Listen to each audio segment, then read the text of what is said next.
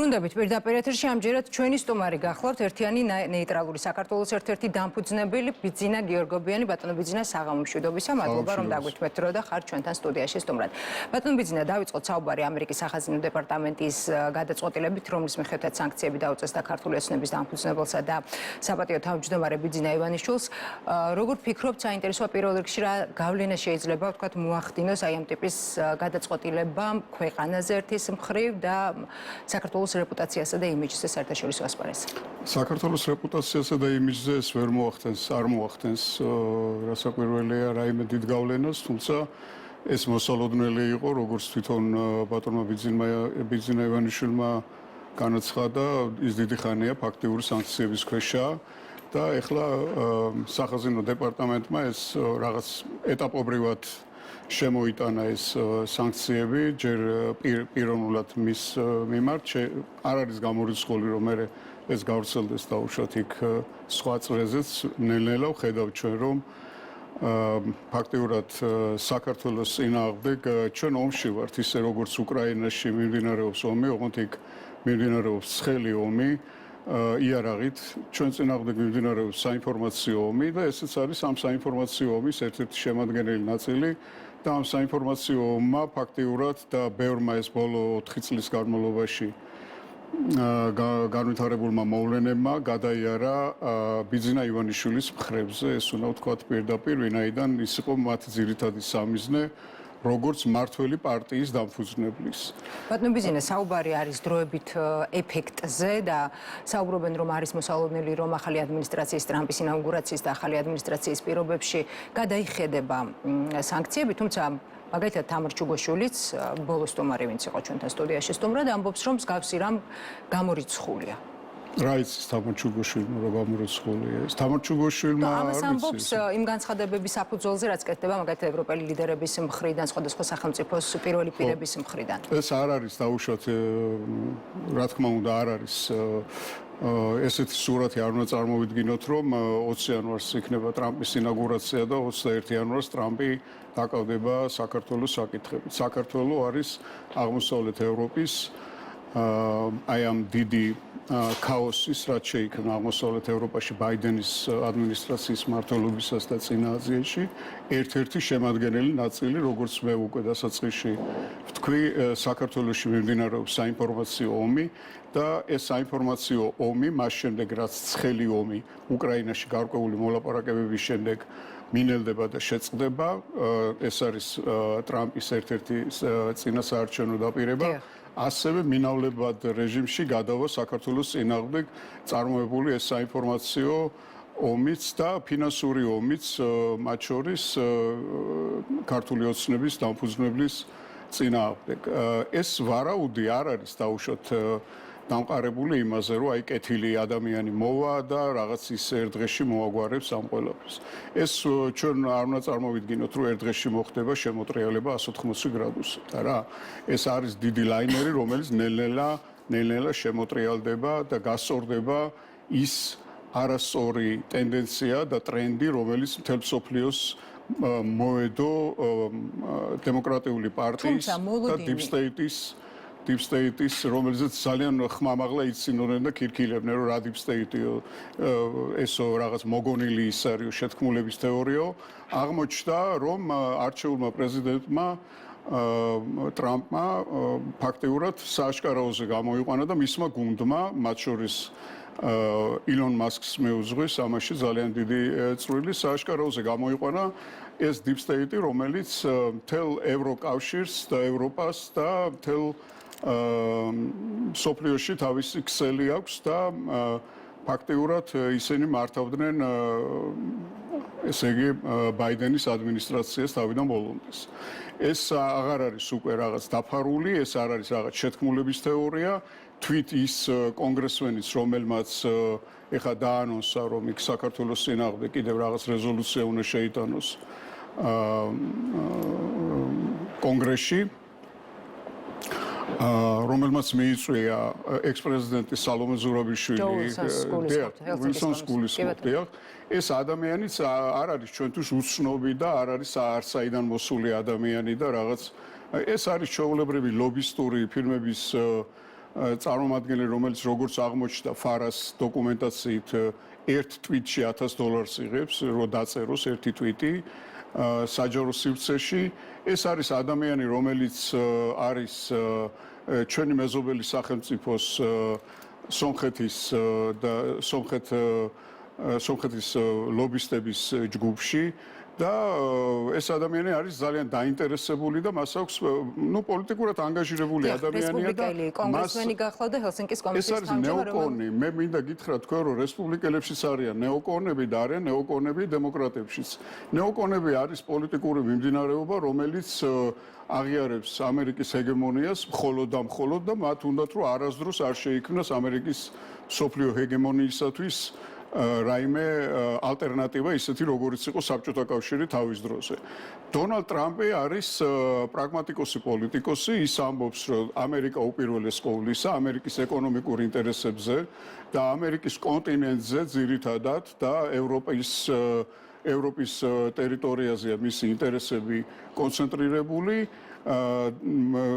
ამერიკის შეერთებულმა შტატებმა უკრაინაში მიმდინარე ომიდან ყველაზე მეტი პროფიტი ნახეს, როგორც ფინანსური, ასევე პოლიტიკური და ეხლა მე ვფიქრობ, რომ ტრამპი იქნება დაკავებული აი ამ ამერიკა უპირველეს ყოვლისა აი ამ სტრატეგიით, აი ამ მოქმედების გეგმით. თვითონ ეს რესპუბლიკურ პარტიაში არიან ადამიანები, რომლებიც დაუშვათ ხარს უჭერენ დონალდ ტრამპის აი ამ მოქმედებას, მაგრამ არიან ის ადამიანები, რომლებიც იქნებიან ამის წინააღმდეგ. ეს თავიდანვე უნდა ვიცოდეთ აპრიორულად, ჩვენ რომ იქ არ იქნება, ეს არ არის რუსეთის ფედერაცია, სადაც პუტინი როგორც იტყვის მთელი დუმა რო ისე ფიქრობს. ბატონო ბიძინა, რამდენად რეალისტურია და რამდენად უნდა ელოდოს მაგალითად საქართველოს ხელისუფლების წარმომადგენლები გადატვირთვაზე, როდესაც არის საუბარი დასავლეთთან, აი ამ გადატვირთვის პროცესში, რომ ამერიკის და ტრამპის ადმინისტრაციის და ტრამპის მხრიდან მათ შორის იქნება შემხოდრი ნაბიჯები. შემხოდრი ნაბიჯები ჩემი ვარაუდით იქნება და უნდა ველოდოთ, რომ იქნება შემხოდრი ნაბიჯები, ვინაიდან აქ არის ღირებულებითი თანხwebdriver. აი ეს არის მთავარი. ანუ შეიძლება ეს არ იყოს პირდაპირი ჩარევა საქართველოს შინაგან საქმეებში, ეს არ იყოს დაუშვათ ისეთი უხეში ჩარევა, როგორცაც აწარმოებდა ბრიუსელი, ესე იგი ნაციონალური მოძრაობის და მისი სატელიტების მხარდასაჭერად, მაგრამ ეს იქნება ღირებულებითი თანხwebdriver, რომელიც მოიტანს შედეგს საქართველოსთვის, არა მართველი პარტიისთვის, არამედ საქართველოს მომავლისათვის და პოლიტიკური ველის რესტარტი მოხდება როგორც საქართველოში, ისე ევროკავშირში, სადაც გვქონდა ჩვენ ორიენტირი, რომ აი ევროკავშირისკენ ჩვენ მივდივართ და გვაქვს კიდევაც ეს ორიენტირი, არა? მაგრამ თვითონ ევროკავშირი არის დეგრადირებადი ეკონომიკური გაერთიანება, ის აღარ არის უკვე რეალობას უნდა შევხედოთ ჩვენ, რომ ის აღარ არის და ვეღარ თამაშობს იმ ლიდერის როლს, რომელსაც სულ რაღაც 10 წლის წინ თამაშობდა. ხო, მისი პოლიტიკური და ეკონომიკური სიძლიერე ჩაბარდა წარსულს და დიდხანს მოუწევთ ევროკავშირის სხვადასხვა ლიდერებს ბრძოლა იმისათვის, რომ ევროკავშირი დაემსგავსოს იმ ევროკავშირს, ვისთვისაც ის იყო ჩაფიქრებული.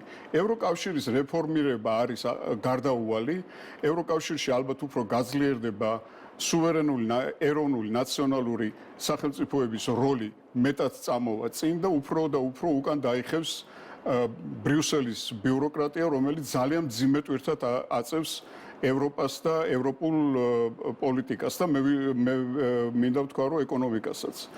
აქედან გამომდინარე, მე მაქვს იმის იმედი, რომ ეს გადატვირთვა განხორციელებადია როგორც ამერიკის შეერთებულ შტატებთან, ასევე ევროკავშირთან. ჩვენ თავარია რომ დავიცვათ ჩვენი ქვეყანა, არავინ ჩვენ გასაკეთებელს არ გააკეთებს საქართველოში. მათ აინტერესებს საქართველოს ტერიტორია.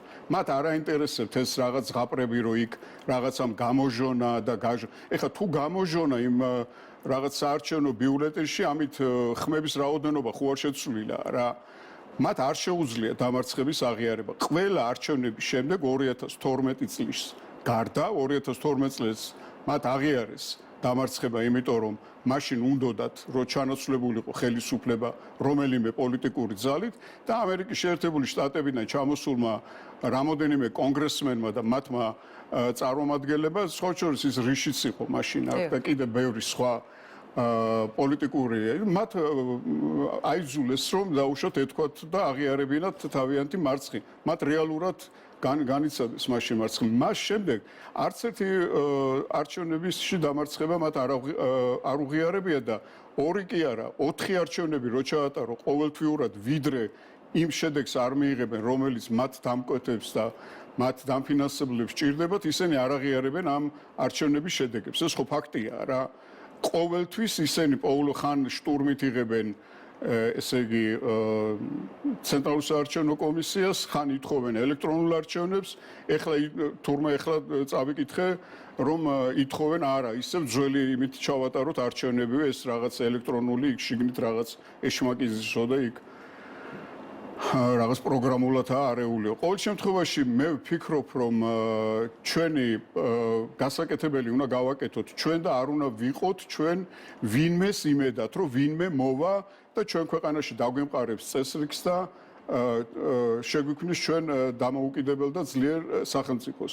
ჩვენ 91 წლის არჩევნების 91 წლის დამოუკიდებლობის აღდგენის შემდეგ 92 წელს სულ რაღაც 7 თვეში სისხლში ჩაახშვეს საქართველოს დამოუკიდებლობა და 33 წლის შემდეგ პირველად მას შემდეგ რაც დამოუკიდებლობის ესე მას შემდეგ რაც პუჩის შემდეგ საქართველო გახდა მარიონეტული ქვეყანა ჯერ პუჩის მომწყობი მოსკოვისა და შემდეგ უკვე ნელ-ნელა გადაულოცეს და გადავიდა ამერიკის შეერთებული შტატების საელჩოს პირდაპირ მმართველობის ქვეშ საქართველოს მთავრობა დღეს ვხედავთ ჩვენ რომ საქართველოში გაიზარდა ახალი თაობის პოლიტიკოსები, ახალი პოლიტიკური ელიტა, რომელიც ხელახლა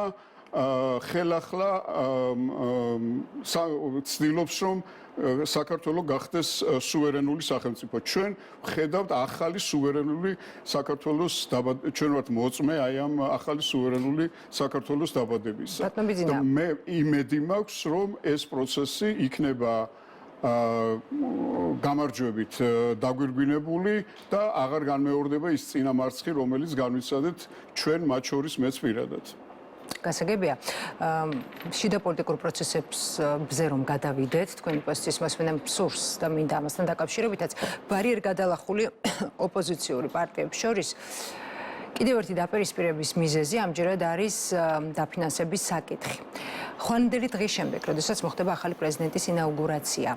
როგორ წარმოგიდგენიათ, როგორ შეიძლება იმ მძიმე ბრალდებების ფონზე განვითარდეს მოვლენები ოპოზიციურ სპექტრში, რა ბრალდებებიც გვესმის გუშინდელი დღის შემდეგ მაგალითად? იცით რა არის, ჩვენთან ეს პოლიტიკური კულტურა, ჰიგიენა ურთიერთობის ამ პარტიებს შორის არის ძალიან დაბალ დონეზე და ძალიან ცუდ დონეზე.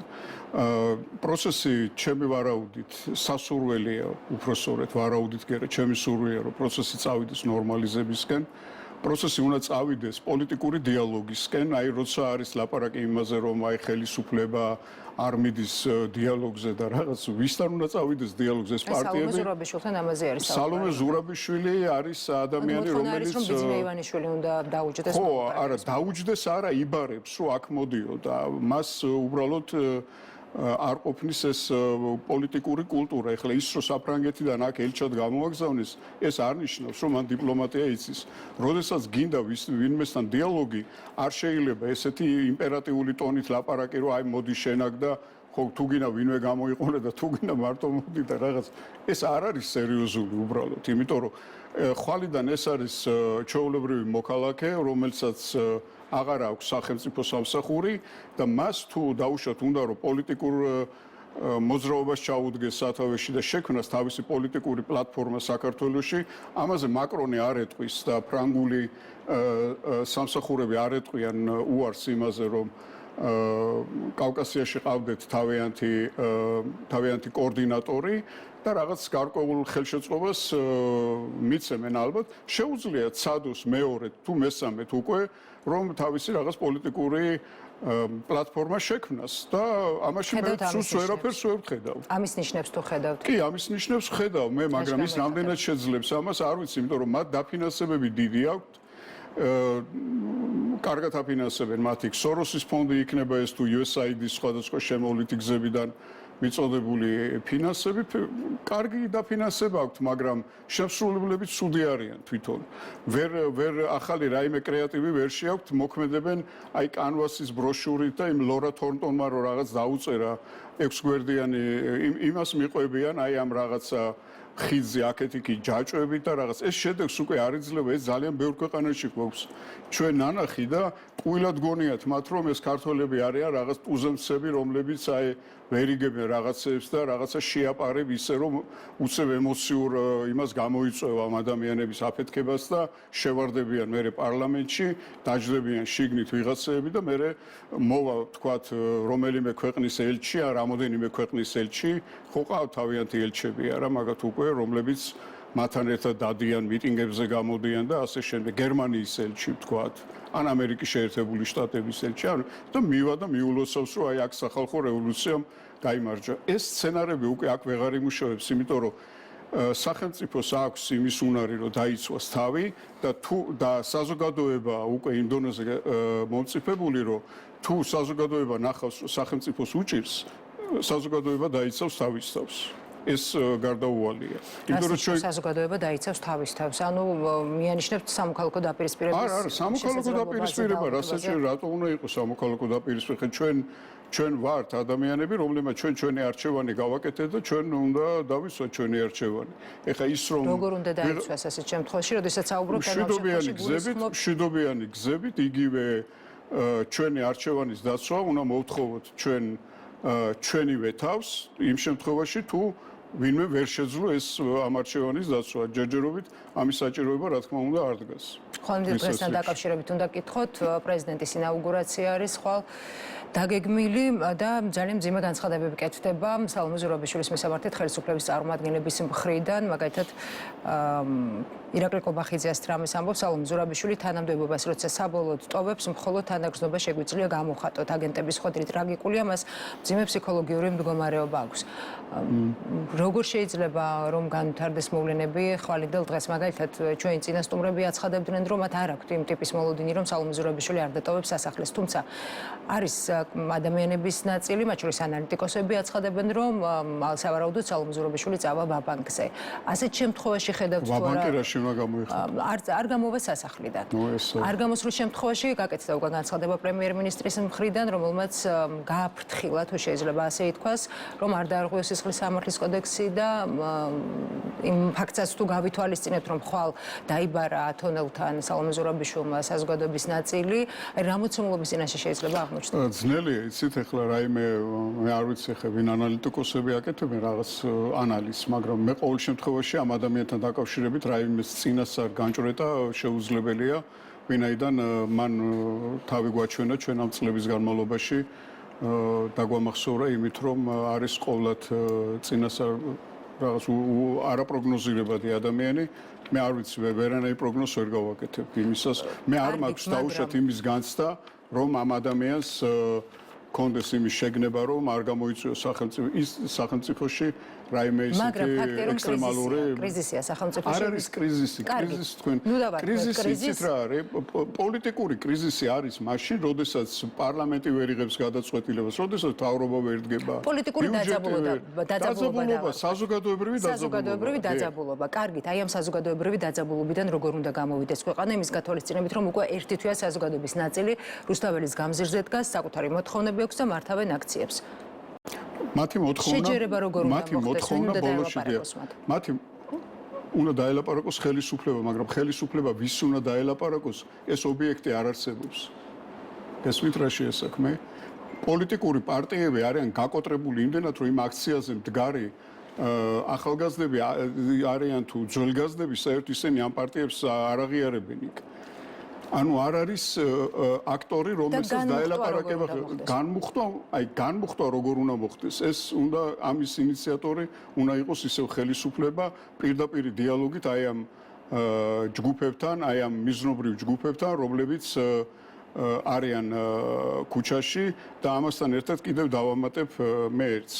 როგორც ომის განმუხტვა, ცხელი ომის განმუხტვა უკრაინაში მოხდება ამერიკის შეერთებული შტატების უკვე არჩეულ პრეზიდენტს და მეორე მხარეს რუსეთის ფედერაციის პრეზიდენტს მოლაპარაკებებით, მოხდება იმ ომის განმუხტვა, ასევე უნდა მოხდეს ჩვენც ვართ ომში. ჩვენ ვართ საინფორმაციო ომში. ამ ომის განმუხტვა უნდა მოხდეს მას შემდეგ, რაც საელჩოებიდან, არასამთავრობო ორგანიზაციებიდან მოხდება განმუხტვა ამ ახალგაზრდების და აღარ ექნებათ ის აბსურდული მოთხოვნები, რომ ჩატარებული არჩევნები კიდე ხელახლა უნდა ჩატარდეს და იმდენი არჩევნები უნდა ჩატარდეს, ვიდრე მათი სასურველი კანდიდატი არ მოიგებს ამ არჩევნებს. წარმომადგენლები ამ შემთხვევაში საელჩოების ელჩებს და არასამთავრობო მათთან უნდა დიალოგი, ვინაიდან ისინი პირდაპირ ისინი აკეთებენ ამის პროვოცირებას, ხო?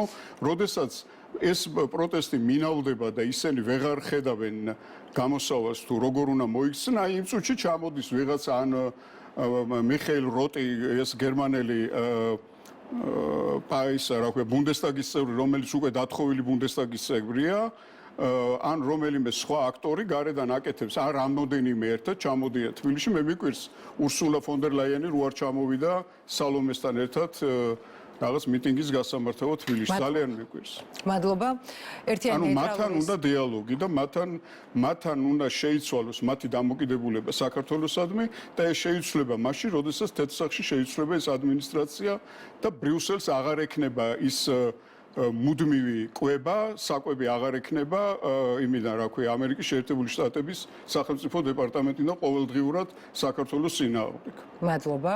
ერთიანი ნეიტრალური საქართველოს ერთ-ერთი დამფუძნებელი ბიძინა გიორგობიანი საუბრობდა პირდაპირ ეთერში.